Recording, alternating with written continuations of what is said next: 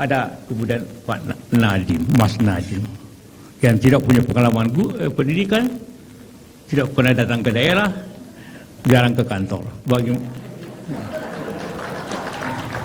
Minta maaf sekalian. Bagaimana bisa? Kedua, di belakang daripada semua pendidikan itu ada orang, the man behind the gun. Kalau perusahaan CEO, tadi katakan CEO,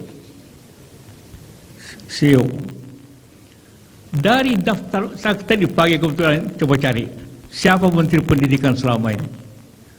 Menteri Pendidikan Bakti Hajar Dewantoro, orang hebat, Dewan Mahasiswa. Itulah cikal bakal daripada prinsip pendidikan kita. Ada Pak Sumantri, ada Syarif Tayyip, ada Daud Yusuf, Fuad Hasan, semua orang hebat di bidang pendidikan. Ada Pak Yuwono, ada Malik Fajar, semua ahli-ahli pendidikan. Ada Muhajir, ada Pak Nuh, rektor ITS, ada Anis, direktur Pramedina, ada kemudian Pak Nadiem, Mas Nadiem, yang tidak punya pengalaman pendidikan, tidak pernah datang ke daerah, jarang ke kantor. Minta maaf sekalian. Bagaimana bisa? Kedua, yang pertama, suka rubah-rubah nama, ini kementerian. Mula-mula Kementerian Pengajaran, Kementerian Pendidikan, Kementerian Kebudayaan, ada Diknas kemudian sekarang paling panjang, Kementerian Pendidikan, Kebudayaan, Riset, Teknologi. Luas sekali, banyak sekali dipimpin orang yang jarang ke kantor. Bagaimana bisa jadi pendidikan? Minta maaf ya, karena saya minta ketemu, tapi ketemu di apartemen.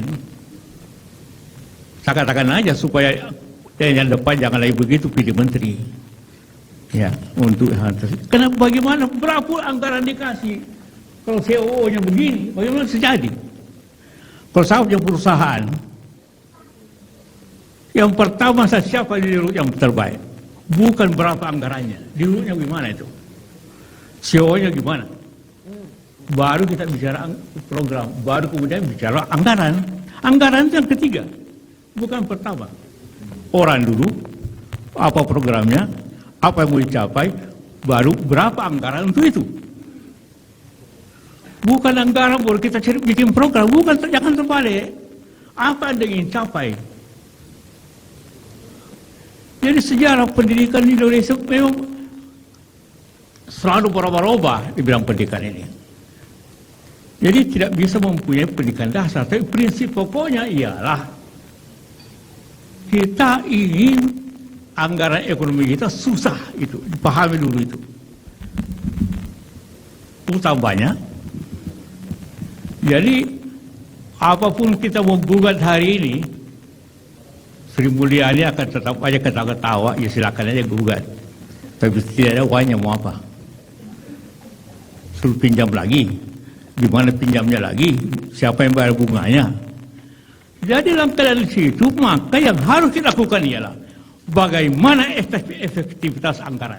Bukan menggugat anggaran. Bagaimana kita negeri ini efektifkan anggaran yang ada. Kedua, sebenarnya sekarang masyarakat sudah berubah, terutama di kota. Di kota ini saya kira lebih banyak anak sekolah swasta daripada negeri. Saya tanya tadi Pak Jimli, berapa cucu? 7. Berapa sekolah negeri? Tidak ada. Sama saya, 15 cucu. Tidak ada satu sekolah negeri. Al-Ishala, Al-Ashala, Al-Amila, macam-macam lah. Satu hari saya bilang sama anak saya, anakmu itu sekolah kasih SD negeri di sana. Anaknya ketawa, yang menangis ibunya. Wah, nanti kalau nakal, ya nakal juga satu pelajaran, biar nakal-nakal sedikit lah. Tapi tidak ada. Jadi sebenarnya masyarakat itu bisa bayar sebenarnya selama baik. Jadi biarlah makin banyak swasta. Sekolah yang terkenal di dunia juga swasta juga, Harvard, apa, Stanford, swasta semua. Waduh, minta maaf mau minum.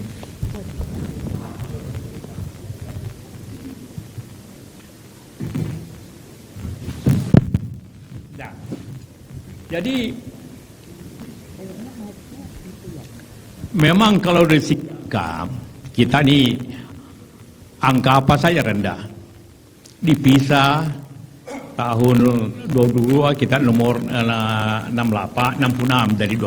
dari 61. Saya bilang sudahlah. Tapi intinya sebenarnya saya ini konservatif sekali dalam pendidikan, konservatif. Walaupun saya ngurus pendidikan sejak dulu sampai sekarang. Saya Dewan Penyantun barangkali 8 universitas. Saya punya pendidikan ada 10 ya, SD sampai kadang-kadang puluhan tinggi. Macam-macam, saya ngerti. Saya trustee Dewan Penyantun di Oxford. Saya ngerti pendidikan itu bagaimana mereka berjalan. Nah, saya tadi bilang sama Pak Jalil, kalau bicara pendidikan jangan contohin Finland, jangan contohin Singapura. Mereka penduduknya 5 juta, income per kapitanya 70.000. Kita penduduk 280 juta, income per kapita 4.500. Jauh sekali. Jadi kalau bicara pendidikan di sana mau merdeka, silakan. Karena mau bicara kimia ada labnya, mau bicara fisika ada labnya, mau olahraga ada lapangan olahraganya, mau apa ada semuanya. Di Amerika, di Singapura, di Finland apalagi. Tapi kita belajar dari India. Bisa belajar dari Cina, dari Korea. Kenapa India? Hampir semua perusahaan besar di Amerika CEO-nya dari orang India. Mau Microsoft, mau Twitter, dari India semua. Nanti wakil presiden menjadi presiden Amerika, Kamala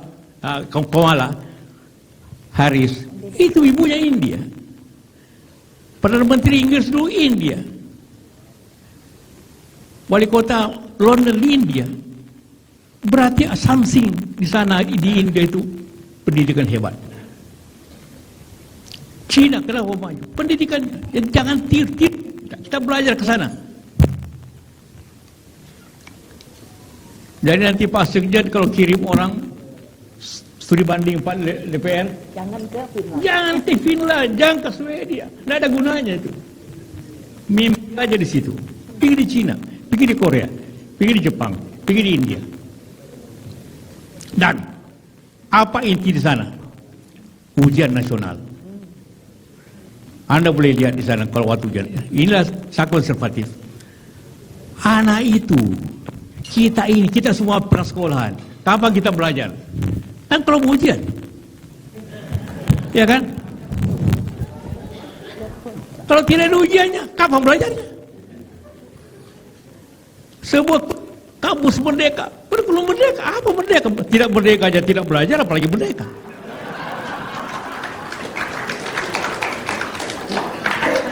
Dibantah kiri kanan, enggak saya bilang. Kita konservatif aja karena menghadapi 70.000 siswa. Bagaimana Anda merdekakan 70.000 siswa?